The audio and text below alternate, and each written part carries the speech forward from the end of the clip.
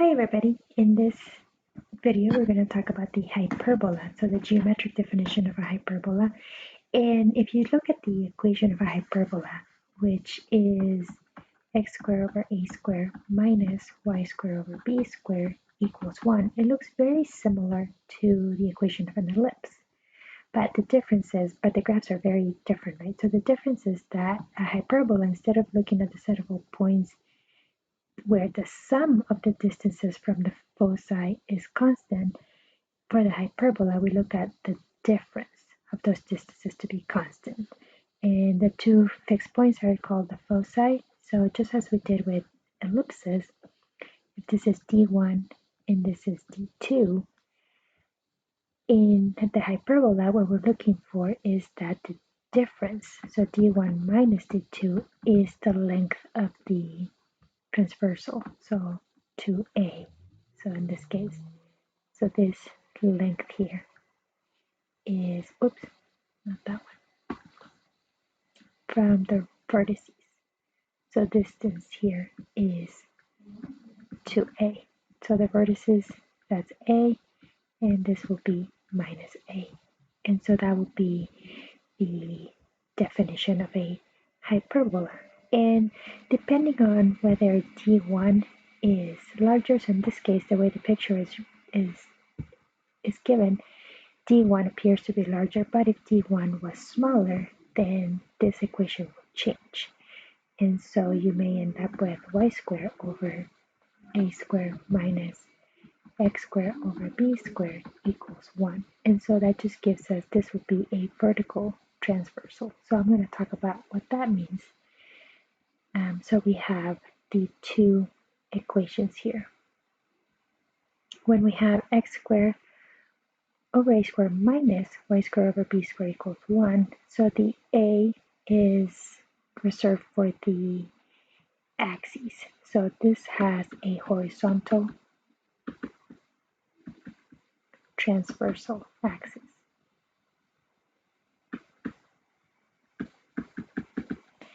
And so the A essentially goes with the axis where we have the transverse. So the transverse is where the hyperbola has the vertices. So, and in this case, this has the transverse axis is vertical.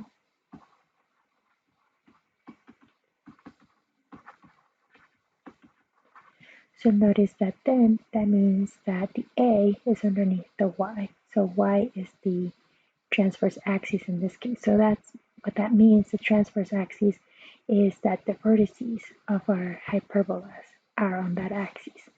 So horizontal transverse axis means the vertices are on the horizontal.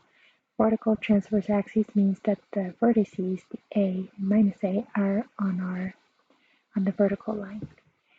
And so this is what a hyperbola will look like. And lots of things going on here. We have the vertices is the A and minus A. The foci are C and minus C. And notice that we have now these lines, and those are the asymptotes. And the asymptotes are y equals b over ax, or negative b over ax for a horizontal transverse axis hyperbola, and notice that here's the reverse, is a over bx. And if you don't want to have to remember those, you can always just think of, well, how do we find the equation of a line? You need 2 points. So this point is a comma b. Right, so how do you find the equation of a line? So is y minus y1 equals mx minus x1. And here, because it goes through the origin 0, 0, I can just say y minus 0 equals mx minus 0, which really just gives us y equals mx. So the question is, what is the slope? And the slope is the change in y over the change in x, so b. So this is the point 0, 0, and that's the point AB. So change in y, so b minus 0 over a minus 0. And so that's how you get m is equal to b over a. And so this line, y equals mx, becomes y equals bx over a. Whereas if we move over on this one on the right, the point here is because the A is now on the y-axis, right? That's the vertices. So this will be the point BA. So notice that that's mainly why it changes, because now our slope, if I look at the slope between BA and 0, 0 is the change in y, so A minus 0 over the change in x, B minus 0. So the slope ends up being A over B. So that's essentially why it's changed. It's just because the A indicates where the vertices are, and the vertices are on the transverse axis. So if we have a horizontal transverse axis, the A is on the x. So for the slope, that's going to be in the denominator. And for here, for a vertical transverse axis, the A is with the vertical, so with the y, so that A is going to be in the numerator. But if you still think of it as the slope is rise over run, and then just do your points, you should be able to still get the same equation for the asymptotes. And so for the other one, notice that it's just the same thing, but the x is negative, and that's why it changes. And so some of the things to know about our hyperbolas are, well, how do we find the focus on each side, so the foci, and how do we find the asymptotes, and how do we graph these things? So let's look at some things to note. So we'll start with the horizontal transversal axis. So first thing to note is, how do you determine if it's horizontal? So horizontal is going to be the x square is positive, and you have the y square is negative. So whichever one has the positive, that's your transverse axis. So in this case it's x. Notice that here the negative is with the x and y is positive, so this is going to be a vertical transverse axis. So here the x is positive, so it's a horizontal transverse axis, and the length of the axis is 2a, just like we did with the ellipse. So it's the distance between the vertices. And then, so what are the vertices? So the vertices are, because this is a horizontal transverse axis, it's going to be plus or minus a, 0. And then the next thing is what about the foci? And because it's a horizontal transverse axis, you're going to have plus or minus c, 0, where c is equal to, well, c squared is equal to a squared plus b squared. If you remember for the ellipse, c squared is equal to a squared minus b squared. And where that comes from, and again, I'm not doing the math, but when you work this all out, this equation, d1 minus d2 equals 2a. So if you do the distance formula between these 2 points, xy and minus c0, and d2 xy minus c0, then when you work all this out using the distance formula and everything else, you're going to get this equation comes out of that. And then the last thing is the asymptotes, which are stated above. So the asymptotes, when you have a horizontal transverse axis, are the lines y equal plus or minus b over a x. And I showed you how we got that. When you have a vertical transverse axis, so what changes? So for a vertical, the y is positive. That's how I know it's vertical. And so the vertices now are going to be on the y-axis. So the x is going to be 0, and we're going to have plus or minus a. And the foci, again, this is a vertical transverse axis, so it's going to be 0 plus or minus c. And same thing, c squared is still the a squared plus b squared. And the other thing that changes are the asymptotes. Now you have the lines y equal plus or minus a over b x. So always just think of it as the the coefficient of the transverse axis, whatever makes it vertical or horizontal, so the a square. And so how do we graph these things? And how do we find all of that? So we're going to take a look at some examples. So the first example is, so we want to, the equation is given of a hyperbola, and we want to find the following: the vertices, foci, and asymptotes, the length of the transverse axis, and we want to sketch the graph of the hyperbola. And so the first thing is, what is the transverse axis? So is it horizontal or vertical? So what do you think? So let's see, who's positive, y or x? X is the one that's positive. So because x is positive, we're going to have a horizontal transverse. And so that helps us because now we can keep in mind all those other things. So once I have a horizontal, once I know it's horizontal, then I can say, okay, so then the vertices are going to be plus or minus a 0.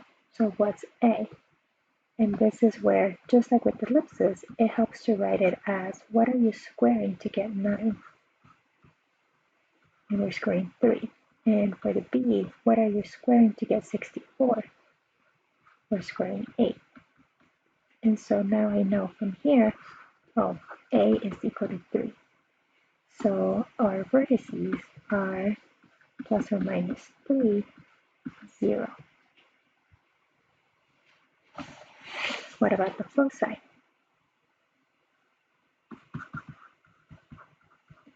So the foci are, because it's horizontal, they are on the x-axis, so it's plus or minus c, 0. So what are they? And for this, I do need my a squared and my b squared. So recall that c squared is equal to a squared plus b squared. And it's a plus instead of the ellipse, but the ellipse is a squared minus b squared. So I'm going to have c squared is equal to a squared, which is 9, plus a squared, which is 64.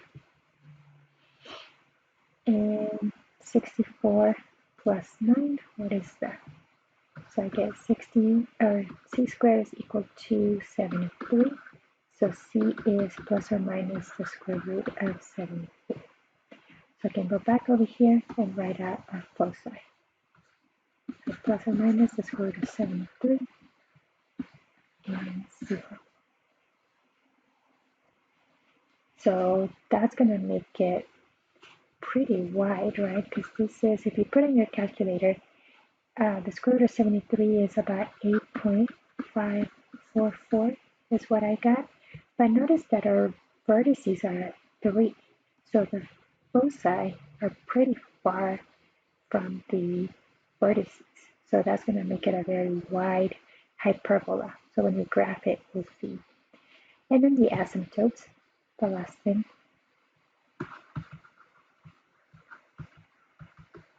So the asymptotes, this is a horizontal transverse.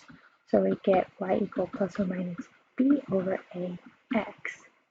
So we're going to get y equals plus or minus. We already know that b was 8 and a is 3x. So those are our asymptotes. So now how do we graph this thing? Let me graph it over here. Okay, so the trick with graphing a hyperbola is to really pay attention to your a and your b. And so I'm going to write it over here just for ease of viewing. So we take so the vertices are going to be at 3 and minus 3. And because this is a horizontal transverse axis, it's going to be on the x-axis. And now I'm going to look at my b. B is 8. So we're going to go 1, 2, 3, 4, 5, 6, 7, 8. And this might not be drawn to scale.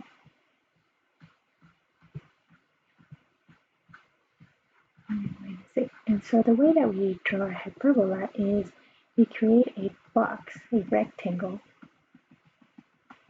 between the vertices, so the x-intercepts, and the b. This doesn't have y-intercepts because it doesn't, the hyperbola doesn't go that way, but we plot our b's. And so we draw this box here, a rectangle, and our asymptotes, so these lines. So instead of trying to figure out how to draw these lines with this weird slope, one of the things about the asymptotes is that the asymptotes go through the center of the hyperbola. So in this case, the center is at the origin, and they go through the corners of this box that we just drew, this rectangle. I keep calling it a box, but it's not three-dimensional. But you know what I mean, a rectangle. So we go through here, and so these are, sorry, I can't make straight lines apparently. Pretend that goes through the corner. And so these are asymptotes. So this is y equals 8/3 x, and this is equal to y equals negative 8/3 x. So that's a quick way to draw our asymptotes. And now the reason that these asymptotes are nice is because they guide our hyperbola. So I know that it has to touch there, those are the intercepts. And so then my hyperbola must follow the asymptote. So it goes that way, and on the negative side, whoops, and this way as well. And there's our hyperbola. And remember we said based on our foci, we thought it was going to be a very wide hyperbola, and now we can see that it in fact is very wide. So our foci is plus or minus the square root of 73, which is about 8.54. So here I'm at 3, 4, 5, 6, 7, 8, 9. So the foci is somewhere up here. So this will be the square root of 73, 0. And then you go to the negative side. So I'm at negative 3, negative 4, negative 5, negative 6, negative 7, negative 8, negative 9. So somewhere around there will be negative square root of 73, comma 0. And so this draws my hyperbola. So for a hyperbola, it's really important to indicate your vertices. So this is negative 3, 0, and this one is 3, 0. So those are the vertices, the foci, and our asymptotes. So drawing the rectangle really helps guide your asymptotes, which in turn guides your hyperbola. Try to draw this a little bit better. Okay, so that's how we graph a hyperbola. And so I'm going to record another video for this example. So try it on your own while I get the other video going. And then we're going to do, just to give you a sneak peek, the next example is finding an equation of a hyperbola that passes through specific conditions. So I'm going to record a video for the other two problems. And so check out the next video.